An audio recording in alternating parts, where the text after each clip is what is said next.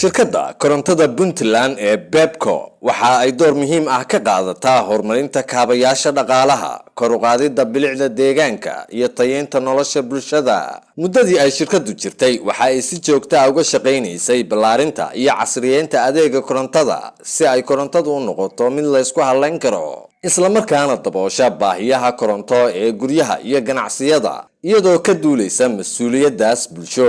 Shirkadda korontada ee Bepco waxa ay go'aansatay in ay wax ka beddesho qiimaha korontada magaalada Boosaaso si loo fududeeyo helitaanka adeeg koronto oo la awoodi karo.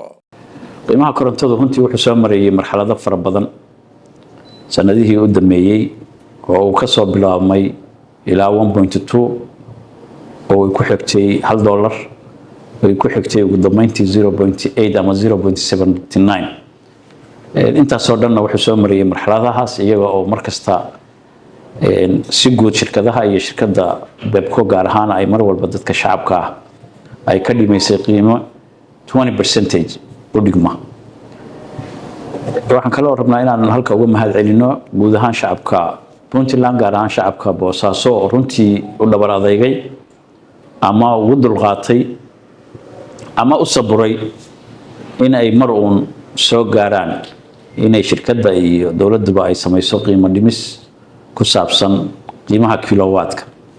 waxaanu maanta rabnaa inaanu insha Allah ku dhawaaqno in ay shirkaddu dhintay qiimihii korontada oo ahaa 0.79 laga dhigay 0.64 oo la dhimay 15 senti oo u dhiganta qiyaastii 20%.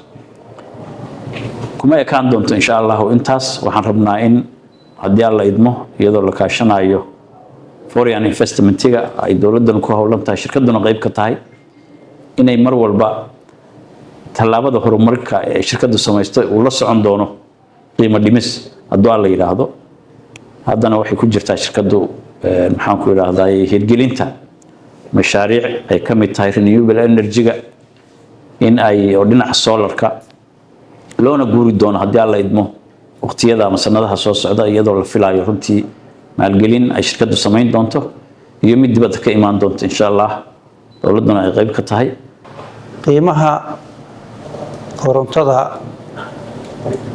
sida la sheegay weeye 20% baa shirkaddu ku dhawaaqday inay laga bilaabo maanta bishan January 2026 biilkeeda laga bilaabo waxay shirkaddu ay ku dhawaaqday inay dhimayso adeegii korontada qiimihiisii oo ka dhigtay 0.64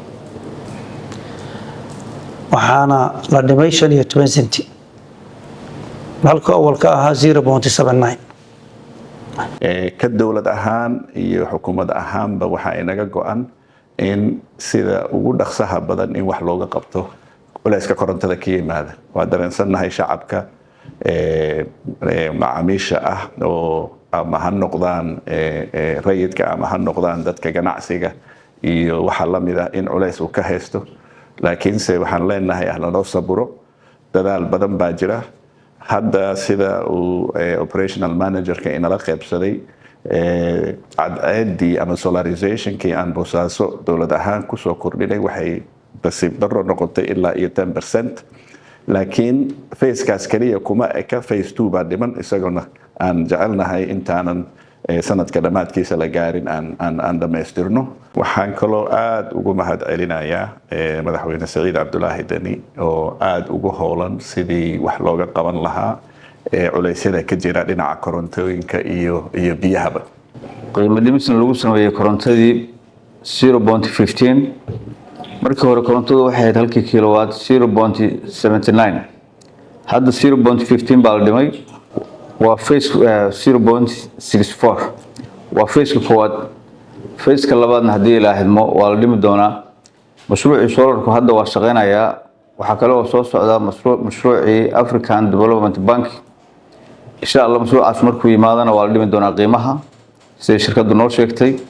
dawladduna ay ka shaqeynayso magaalada Boosaaso korontadu muhiimad bay u leedahay. waa magaalada ganacsiga koronto la'aan ma joogi karto. koronto qiimo jaban haddii aan la helinna ganacsigu ma sii socon karo. Sida awgeed dowladda Puntland iyo shirkadda Bebco waxay ka wada shaqeeyeen in korontada la dhimo.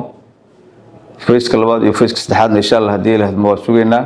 Waxaan soo dhaweynaynaa ku dhawaaqista shirkadda Bebco run ahaantii ku dhawaaqday inay qiimaha ay dhimayso qiimaha korontada per kilowatt. Marka waa arrin loo baahnaa wax badanna la sugayay, arrin ay dowladdu ay ballan qaaday in qiimaha la dhimayo. Wakaaladda iyo wasaaraddu waxay ku howlan yihiin inay ka shaqeeyaan sidii qiimaha korontada Puntland wax looga dhimi lahaa ayadoo laga faa'iideysanayo cadceedda Ilaahay nagu manaystay iyo khayraadka kale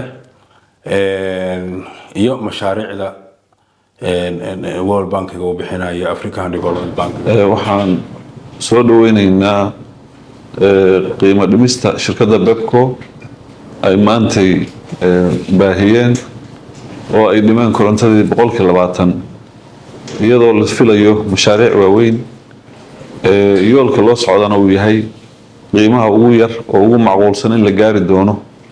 laakiin maadaama bisha January la balansanaa wasiirkii oo nala joogay guddigii loo saaray oo 3 bilood ku jiray qiimeyn waxa hadda soo baxay bayaankaas. waa soo dhaweynaynaa waan ku faraxsanahay qiimaha inuu dhinmay una ahayn meeshii u dambeysay horena ayna hawshuna sii socon doonto. waxaan rabnaa bulshada inaan ugu bishaarayno khayr soo kordhay. khayrkaas oo ah in maanta korontadii qiimo dhimis lagu sameeyay. runtiina waa faa'iido aad u weyn oo bulshada u soo siyaaday. faa'iidadaas oo aan rajaynayno inay sii socoto weliba oo qiimo dhimistu ay iska daba timaado insha Allah haddii Ilaahay yiraahdo. mar kasta oo khayr soo siyaado dadkana insha Allah haddii Ilaahay yiraahdo qiimo dhimis baa loo sameynayaa. bulshada arrinta waa ugu bishaaraynaynaa.